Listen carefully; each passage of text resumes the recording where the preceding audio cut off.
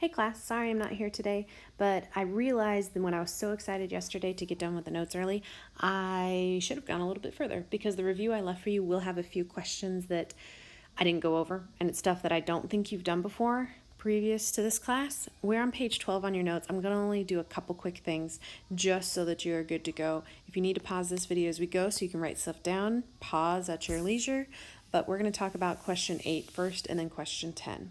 So I have this number line. I'm not going to use the distance formula because I don't have coordinates, x's and y's. I just have a number line. But just like in the distance formula, we subtracted x's and we subtracted y's. To find the distance from point D to point J on this number line, I'm just going to subtract them to find out how far apart they are. So I'm going to take negative 75 and I'm going to subtract 20. And if this was in person, you would have caught my mistake. You always subtract, but I need to pay attention to what I'm subtracting. It should have been a negative 20, which makes more sense now, while I was thinking it was addition. Two negatives make a positive. I'm adding positive 20. It does not make sense to say these points are negative 55 apart, though. Yesterday, we squared them. Today, we're just going to lop off the negative with absolute value bars. They have a distance of 55. So I'm going to do it again on the next one. Not use pink. The next one wants JA. So again, using that negative 20, but going all the way over to 60. Same idea, subtract your coordinates. That gets me negative 80, but I don't have a negative distance. We're just going to take off the negative. It's positive 80.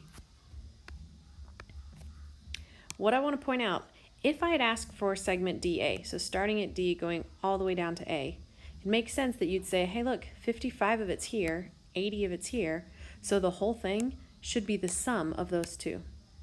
I don't know if yellow will show up. Let's find out. Ooh, no, it doesn't. Let's do orange. So if I have 55 and 80 put together, it makes sense that the whole distance is 135. You could test that. 60 minus negative 75, 60 plus 75 is 135. It makes sense to us that we can just add these segments together. That's what we're going to do down on number 10. So number 10 asks us to draw a picture for this, and if we'd done 9 first, we would be talking about this word, which is collinear, together on a line. We'll talk about that tomorrow some more. But we got 3 points together on a line. P is between L and A, it says. So I'm going to draw myself a little segment. I'm going to put 3 dots on it. I don't really know where any of these 3 dots, except for P, has to be between them.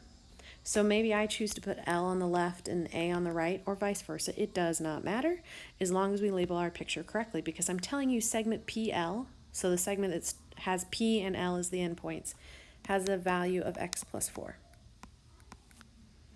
And PA has a value of 2x minus 1. Just realized I meant to make those different colors, but whatever. And LA, the whole length, starting at L, going toward A, has a length of 5x minus 3. So that's the initial setup. But what we're seeing is we have one length here on the left, it's PL. We have another length here on the right, that's PA. And then I'm telling you what the whole thing put together makes. So just like what we did up here where we had actual numbers, 55, 80, 135, we're going to do the same thing down here. But before I put in numbers or anything, I'm just going to use the names of the segments that I see. So the first segment that's on the left that I see is LP. So I'm going to say I'm going to use segment LP. And I'm going to combine it with segment PA. So I'm going to add on segment PA. And it makes sense. If I add those 2 segments, they're going to equal whatever the total thing is. So in the previous example, they're going to equal the 135. Here, the whole thing is just going to be called segment LA. I want to start out with just the names of the segments first. You'll notice that I'm adding segments. Therefore, my first reason is not that that was given to me. This is the segment addition postulate. I am adding segments. Postulate's just a fancy math word for something that kind of makes sense. It makes sense to us that we can add the left to the right and say it equals the whole thing. And now we're going to plug some stuff in. Instead of LP, we said that that was x plus 4. Instead of PA, we said that was 2x minus 1. And instead of LA, we said the whole thing was 5x minus 3. We're just plugging things in. And just like the substitute teacher who took my place today, we are substituting in values in for the lengths. Substitution. In for the lengths of those segments. And now it looks the same as the other problems we've done before. Now we would just start saying, okay, I'm going to combine like terms on the right.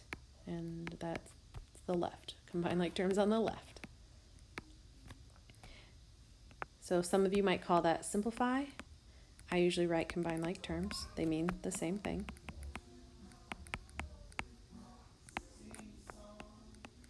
Then there's a couple different ways you could proceed from here. Personally, I usually like to get my x's grouped together first. So I'm going to subtract the 3x from both sides. So I'm going to use the subtraction property of equality.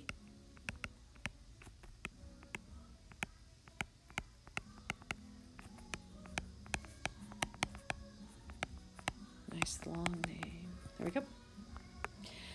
And then I'm going to use the addition property of equality, but if you had moved the -3 first and gotten 6 first, totally fine. So I'm using the addition property of equality.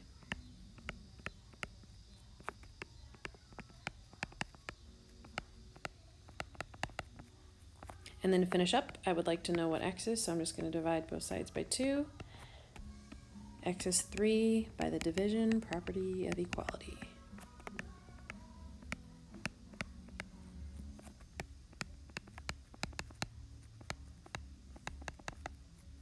Okay, so we found x. X is 3. But I want the length of LA now. So I'm going to use what I know. I know x is 3. So instead of x plus 4, I have 3 plus 4. I know this length is 7.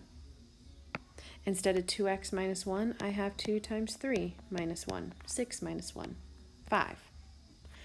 So that means that whole thing is going to be 7 plus 5, because I'm just going to add on these 2 segments to get the whole thing.